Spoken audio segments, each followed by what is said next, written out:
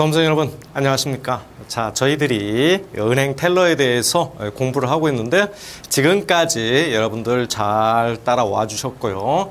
이번에는 지난 시간에 이어서 제1과목의 마지막 네 번째 편이죠.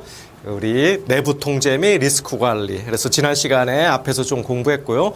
이번 시간에는 지난 시간에 이어서 우리 영업점에서 일어나는 각종 리스크 관리와 관련된 문제들, 그리고 그 밖에 정보보호라든지 이런 내용들에 대해서 한번 함께 공부를 하도록 하겠습니다. 자, 먼저 불안전 판매입니다. 불안전 판매. 아마 뉴스를 보면 금융투자 상품에 관련돼서 불안전 판매에 대한 뉴스들을 간혹 보셨을 겁니다. 이 불안전 판매가 뭐냐면, 자, 완전한 판매가 뭐예요? 제대로 지켜서 판매를 한 거죠. 금융상품을 금융소비자한테 제대로 지킬 걸 지켜서 판매한 건데 그렇지 않다는 거죠. 그래서 불완전 판매는 우리가 일반적으로 고객이 왔는데 금융상품을 금융회사가 팔아요. 파는데 이 상품의 내용이라든지 이 상품에 투자하면 손실이 보겠다는 각종 중요한 내용들, 그리고 위험한 사항들, 이런 것들을 고객한테 제대로 설명을 안 해준 거예요. 안 해주면서 판 겁니다. 그래서 그런 것들을 우리가 불완전 판매라고 합니다. 그러면 그게 나중에 고객이 손실을 봤을 때는 큰 문제거리가 되겠죠. 바로 그 내용입니다. 자, 불완전 판매의 의의를 잘 알아두셔야 되겠죠. 금융회사가 금융상품을 판매할 때 고객에게 약관의 중요한 내용을 설명하지 않거나 이러면 이제 불완전 판매요. 또는 고객에게 맞지 않는 상품을 권유 판매하는 거. 노후자금 갖고 안정적인 이자를 받아서 은퇴 후에 생활을 하려는 사람한테 파생 상품이라든지 위험한 상품을 권유하면 안 되겠죠? 그래서 아예 내용을, 중요한 내용입니다, 설명하지 않거나 고객에게 맞지 않는 그런 상품을 권유 판매하는 행위를 뭐라고 한다? 불완전 판매라고 합니다. 그래서 이 불완전 판매의 주요 사례로 보면 후순위채가 뭐냐면요, 은행들에서 채권을 발행하는데 일반 채권보다 순서가 뒤로 가는 거예요. 순서가 뒤로 간다는 건 만약에 이 금융기관이 망했을 때 일반 채권자한테 먼저 변제를 하고 그리고 남은 게 있으면 그 다음 후순위 채권자한테 간다는 얘기예요. 그래서 순위가 좀 밀리죠. 그러니까 채권자보다는 더 순위가 밀리니까 좀 더 위험한 상품이겠죠. 이런 걸 팔 때. 그리고 CP가 뭐냐면 커머셜 페이퍼, 기업어음이라고 하죠. 기업들이 자금 조달 목적으로 발행하는 채권입니다. 이건 그 기업이 안정적이어야 이 원금과 이자를 상환받는데 그렇지 못할 경우에는 고객이 손실이 나겠죠. 이런 것들은 예금자 보호나 원금 보장이 되지 않는 상품이거든요. 이런 상품 다 원금 보장 안 되는 상품입니다. 우리 원금 보장 상품 배웠죠? 그런데 이게 안 되기 때문에 그럼에도 불구하고 마치 보장되는 것처럼 설명해 준 거예요. 그래서 이 원금 보장 안 되는데 아무 문제 없어요. 아이고 이거 손해 안 봐요.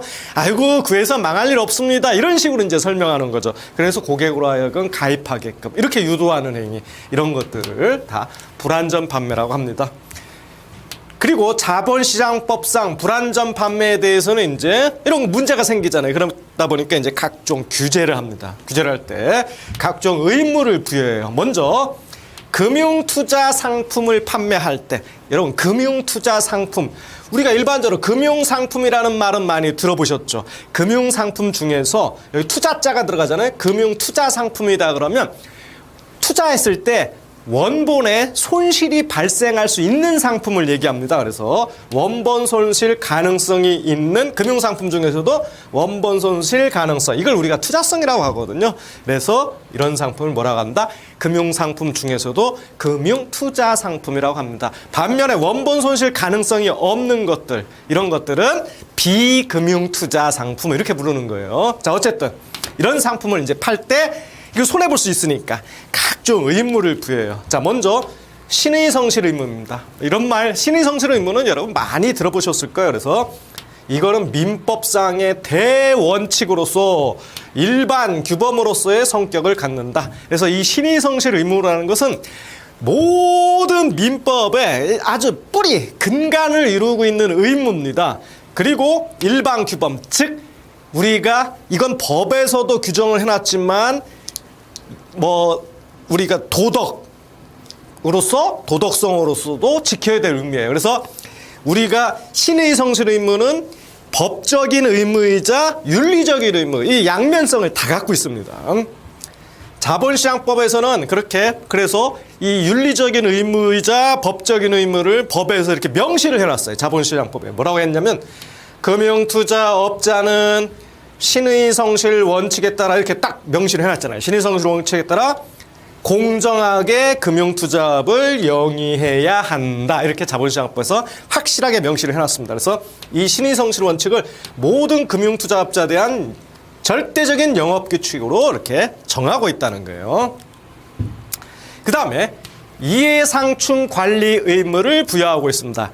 이해상충은요, 뭐냐면 나와 네가 어떤 행위를 할 때 서로 이익이 충돌되는 게, 내가 이익이 되면 너가 손해를 보는 거고 너가 이익이 되면 내가 손해를 보는 겁니다. 그런데 여기 이제 금융투자업자의 이해상충 관리 의무라는 건 결국 금융투자 회사가 고객한테 상품을 파는 경우 회사는 이득을 보는데 그 상품을 구매하는 고객은 손해를 보는 거예요. 그래서 서로 이해가 충돌되는 거, 상반된 행위, 이걸 우리가 이해상충이라 이렇게 얘기를 합니다. 그래서 그런 것들은 제대로 얘기를 해줘야 되겠죠. 그래서 요거 아주 시험에 중요합니다. 보시면 이해상충을 방지하기 위해 이해상충 발생 가능성을 파악하고 평가해라. 그래서 어떤 상품을 팔 때 이해상충이 발생할 소지가 있다.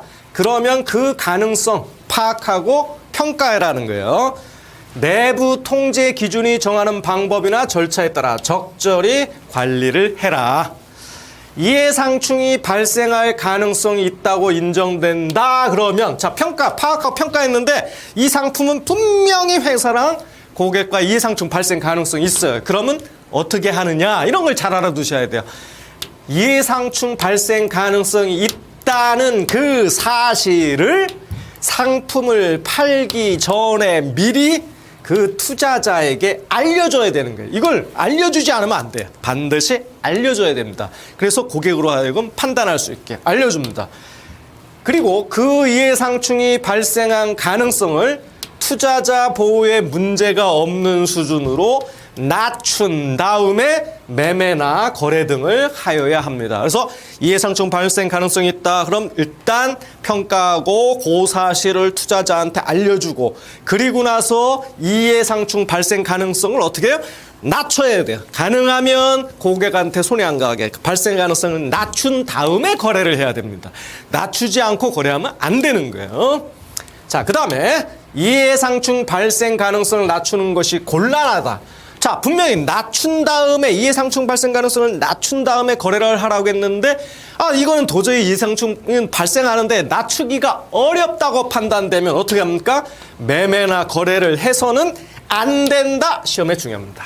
자, 이거 중요하다고 그랬죠? 발생 가능성을 낮추는 게 곤란하면 매매 자체를 하면 안 되는 거예요. 이걸 시험에 어떻게 살짝 꽈놓으냐면 여러분들 많이 틀릴 수 있어요. 자, 시험에 이렇게 나옵니다. 이해상충 발생 가능성을 낮추는 것이 곤란한 경우에는 그 사실을 미리 해당 투자자에게 알리고 매매 및 거래를 하여야 한다. 그럴싸하죠. 네, 아닙니다. 요건 발생 가능성을 투자자한테 사전에 알리는 거고, 그 다음에 발생 가능성을 낮춘 다음에 매매해야지, 낮추는 게 힘들다 아예 매매해서는 안 됩니다. 아시겠죠?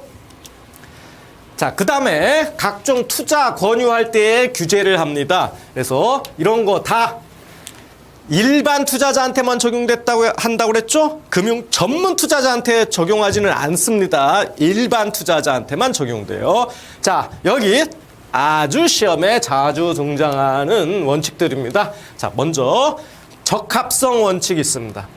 일반 투자자에게 투자 권유를 할 때는 일반 투자자의 투자 목적, 재산 상황, 투자 경험 등에 비추어 그 일반